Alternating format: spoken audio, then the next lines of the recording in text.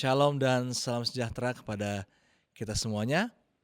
Siang hari ini kami senang sekali dapat kembali lagi bertemu dengan saudara sekalian di mana kami akan berkolaborasi antara AWR Borneo dan juga Rumah Sakit Advent Medan. Dan tentunya saya akan memperkenalkan narasumber kita yang saat ini beliau adalah Wakil Kepala Bidang Perawatan di Rumah Sakit Advent Medan, yaitu Bapak Jismer Panjaitan. Shalom Bapak Jismer Panjaitan. Shalom, Horas, selamat pagi Pak. Iya, baik. Dan saat ini judul yang diberikan oleh pihak rumah sakit sangat menarik saudara. Di mana kita merawat luka pada tubuh kita ya. Kalau saya mendengar beberapa tips-tips kesehatan, belum pernah saya mendengarkan bagaimana kita dapat merawat luka-luka kita ini. Nah, pertanyaan pertama Pak Panjaitan, kira-kira luka seperti apa sih yang mau kita rawat atau yang mau kita sampaikan kepada saudara saat ini? Luka seperti apa, Pak?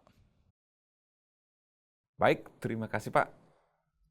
Saat ini kita akan berbicara tentang pemilihan balutan yang tepat terhadap luka diabetes, luka tekan atau press injury, baru luka kanker, dan begitu juga dengan luka post operasi atau luka sesudah operasi.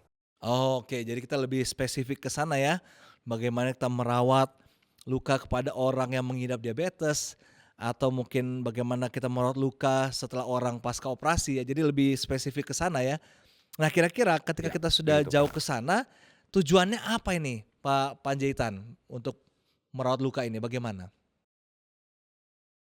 Tujuan utamanya adalah di dalam pemilihan balutan yang tepat ini untuk menciptakan lingkungan yang kondusif Pak, baru meningkatkan kenyamanan untuk melindungi luka dari sekitar luka supaya tidak terjadi luka yang lain lagi, untuk mengurangi nyeri, begitu juga mengatur atau mempertahankan temperatur luka, untuk mengontrol ya atau mencegah perdarahan yang terjadi, begitu juga dengan mengontrol bau. Kontrol bau Ini ya. juga untuk mencegah imobilisasi bagian tubuh yang cedera. Imobilisasi adalah pencegahan ya dari tubuh yang cedera terhadap jaringan yang bagus. Dan yang terakhir, untuk mengurangi stres pada pasien, Pak. Oh begitu. Saya sedikit Ya, pertanyaan dulu. Ini kan tadi kita spesifik kepada luka diabetes atau pasca operasi. Apakah hal yang sama bisa kita buat ke luka-luka jatuh, misalnya anak kecil jatuh dari sepeda atau ya luka-luka luar yang bisa kita dapat lah sehari. Apakah bisa hal yang sama kita terapkan ke luka seperti itu, Pak? ya Pak. Sebaiknya kalau memang bisa, ini jauh lebih bagus kita terapkan. Oke. Ya, ke luka apapun, sekecil luka apapun, tambah bagus, Pak. Hmm. Jadi artinya untuk semua luka mau ringan ataupun berat justru kita lebih bagus melakukan hal seperti ini ya, balutan luka yang sesuai Siap, ya. Pak. Oke, kalau begitu kriteria balutan lukanya itu seperti apa itu, Pak, yang bisa kita Ya, ketahui saat ini? ya, baik Pak. Mungkin yang sering kita ketahui kan kalau sekarang ada luka, kocok betadin, baru taruhkan kasa seperti ada sahabat Ya, saya menular, ditaruhkan seperti ini, baru mungkin selesai. Tetapi kalau kriteria luka atau balutan luka yang ideal itu Pak, dia bisa kita akan kaji dulu lukanya sejauh mana. Kriterianya itu adalah bisa menampung kelebihan eksudat. Kenapa? Dan tujuannya lagi untuk mencegah maserasi. Maserasi itu artinya bisa membuat luka lagi di samping yang merah-merah. Jadi dia bisa menampung cairan yang keluar di dalam balutan tersebut. Baru yang kedua itu adalah memelihara lingkungan yang lembab. Jadi konsep perawatan luka kita itu adalah perawatan lembab sehingga di area luka itu bisa dijaga kelembapannya. Baru yang berikutnya adalah mencegah invasi bakteri, Pak. mmm, Jadi tidak mencegah balutan kita ini bisa mencegah sehingga tidak terjadi lagi ke jaringan-jaringan yang lain. Baru berikutnya adalah balutan kita itu tidak menyebabkan reaksi alergi kepada kulit sehingga kulit tidak gatal-gatal. Seperti itu, Pak. Baru berikutnya adalah melindungi trauma mekanik. Jadi Pak, kalau memang luka-luka yang biasa, tidak ada gula, DM, tidak ada gangguan elektrolit dan lain sebagainya, mungkin jaringannya kuat. Kalau kita hanya tempelkan dengan contohnya kasa seperti ini kan, kita taruhkan kasa, ini bisa membuat gesekan sehingga bisa mencederai luka sekitarnya, terkhusus bagian-bagian yang luka-luka kronis. Tapi balutan kita itu bisa setelah kita kaji, ini bisa kita cegah supaya tidak terjadi seperti itu. Baru yang terakhir itu adalah bagaimana prosedurnya nyaman digunakan. Oke. Nah, begitu Pak kira-kira. Jadi artinya kalau saya tangkap ini sebenarnya kita mengarah bagaimana kita merawat luka kita secara modern ya, secara masa kini. Nah Iya kira-kira Pak. sebenarnya dengan cara yang dulu atau cara konvensional dengan cara yang modern apa sih yang menjadi perbedaannya Pak? Yang bisa kita ketahui Ya, bersama saat ini.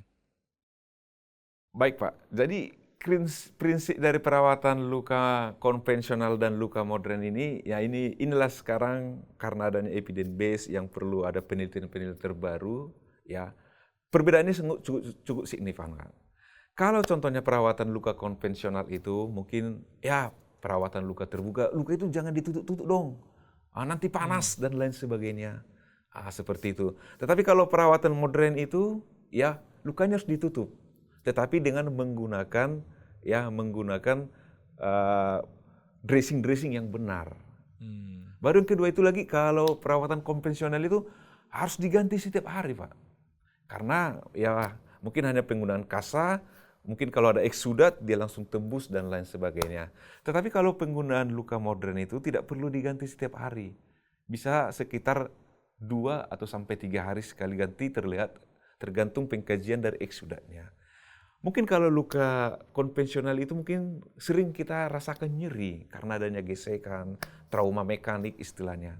Tetapi kalau di perawatan luka modern ini, tujuan kita itu adalah untuk mengurangi nyeri terhadap pasien. Kalau perawatan luka konvensional mungkin ketika kita ganti Pak, karena terjadinya perlengketan antara dressing sehingga menjadi perdarahan. Ya, perdarahan. Tetapi kalau luka modern ini dia tidak perdarahan karena menggunakan dressing-dressing yang tepat ya, yang tidak lengket terhadap jaringan. Ya, dari secara kos memang kalau dipikir-pikirkan memang bisa perawatan luka konvensional ini lebih mahal karena dia tiap hari. Kalau luka modern ini kan per 3 hari. Ya mungkin dari segi kosnya kalau ini per hari mungkin segini harganya. Tetapi kalau dijumlahkan kali 3 hari, dia lebih tinggi daripada yang sekali 1 hari. Dan yang intinya yang terakhir adalah Pak, kadang memang kalau luka konvensional berakhir di amputasi. Nah, tapi kalau di perawatan luka modern ini tujuan kita adalah merawat luka dengan baik untuk mencegah dini stop amputasi. Begitu Pak. Jadi artinya perawatan luka modern ini jauh lebih baik ya karena bisa mencegah infeksi ya, artinya lebih bagus untuk mencegah infeksi karena salah satu efeknya kalau luka-luka seperti diabetes kalau kita rawat secara tradisional ujung-ujungnya bisa-bisa diamputasi, tapi melalui Iya pengobatan Pak. luka secara modern itu bisa kita cegah ya, kita bisa cegah. Iya Pak. Oke, saya sebagai orang awam jadi bertanya-tanya ini Pak, kira-kira perawatan luka secara modern itu apa aja sih? Apakah cuma satu macam atau ada berapa macam yang bisa diberikan kepada orang-orang yang sedang luka atau bagaimana? Gimana Pak? Baik Pak. Oke, kebetulan saya ini ada sedikit bahan-bahan yang ada di rumah sakit untuk perawatan luka modern. Nanti kita tunjukkan sedikit-sedikit Pak ya. Ya, jadi perawatan luka modern itu ya bagaimana kita sebagai tenaga kesehatan bisa mengkaji dulu lukanya dan apa dressing-dressing yang benar yang kita lakukan. Ya mungkin tema kita pada saat ini Pak hanya untuk dressing ya atau balutan. Mungkin nanti tema berikutnya kita di dalam pencucian, bagaimana cara mencuci. Ya, yang pertama itu ya mungkin memang kain kasa ini atau gaus ya. Ini adalah merupakan balutan yang sering ya kita gunakan dan fungsinya ini ya bisa untuk medical debridement ya. Contohnya ketika kita mencuci luka bisa kita gunakan di dalam membersihkan luka ya Pak ya. Tapi ini adalah merupakan balutan sekunder. Yang kalau di konvensional ini biasanya dilakukan balutan primer. Oke. Balutan pertama kena ke luka. Dia langsung Tetapi gitu kalau kena kita luka di ya? perawat, iya kalau di luka modern ini kalau ini digunakan untuk menjaga kos, ini adalah sekunder, tidak boleh primer. Ah, kenapa? Karena ini bisa menyebabkan iritasi ya, karena ini tidak lembut, bisa menyebabkan iritasi kepada lingkungannya, Pak. Ya. Jadi yang kedua juga ya, untuk plesternya ya, kita lihat juga kulit klien ya. Sebaiknya kita menggunakan memang transparan film. Itu plester kalau dibilang bahasa awamnya plester transparan, Pak, yang tahan air itu karena dia mengurangi resiko alergi. Nah, dia tidak alergi terhadap tubuh ya. Supaya tubuh pasien itu tidak alergi. Baru yang kedua kita ada namanya kalsium alginat ya. Kalau saya lihat pertunjukan seperti ini kalsium alginat. Ini terbuat dari rumput laut ya. Ini kalau kita buka dia isinya seperti kertas ya. Inilah menjadi balutan primer. Nah, primer. Jadi ketika luka sudah dibersihkan, nanti dokter akan meresepkan untuk topikal atau salapnya, baru inilah akan menjadi primer. Ya, ini langsung ke luka.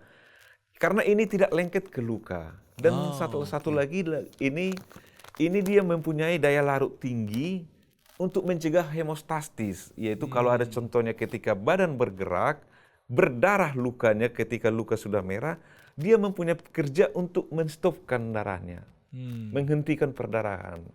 Bukan Jadi menggesek, kalau memang tadi dia primernya kalau pakai kasa akan menggesek. dia lebih nyaman ya Pak ya, Seperti itu, lebih Pak. nyaman dia berarti memang ya, lebih Iya, nyaman. lebih nyaman, Pak.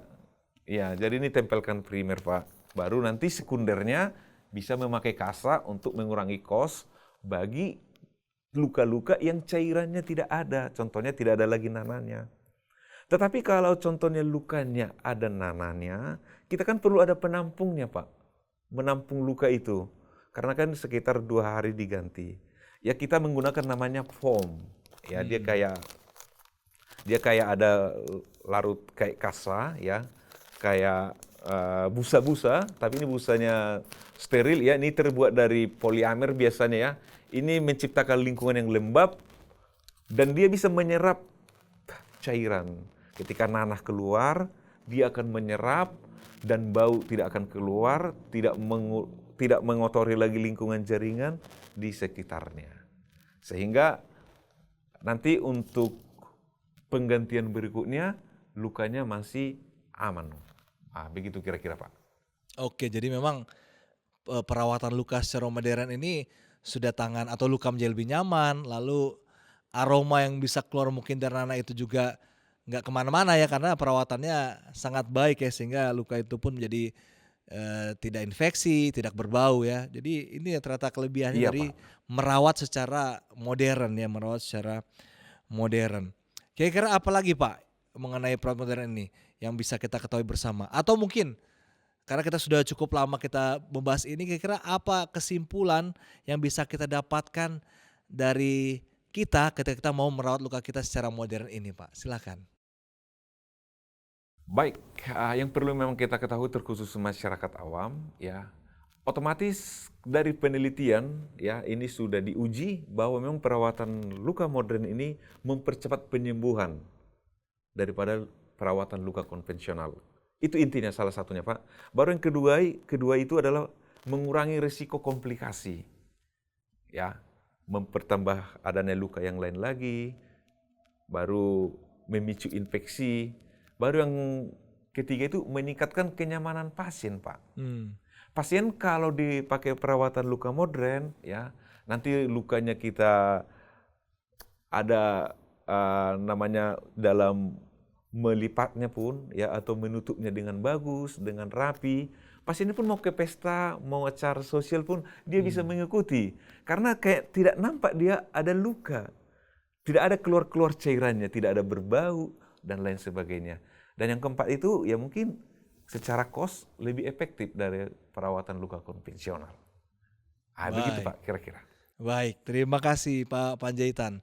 Tentunya informasi yang kita dapatkan saat ini atau tips-tips yang kita dapatkan khususnya di dalam merawat luka yang kita ya mungkin tidak sengaja kita dapati, dapat kita rawat dengan baik sehingga itu dapat mempercepat kesembuhan kepada luka-luka yang kita miliki. Ini tentu informasi yang sangat berharga buat kita semuanya.